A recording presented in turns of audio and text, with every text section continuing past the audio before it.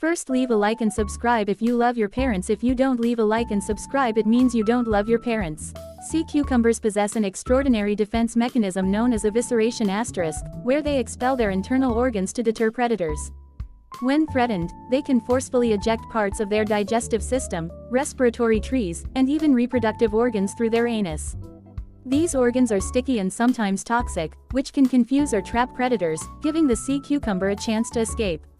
Remarkably, this process doesn't kill them. Instead, they have the incredible ability to regenerate the lost organs over time. This unique survival strategy highlights their resilience and adaptability in the harsh marine environment.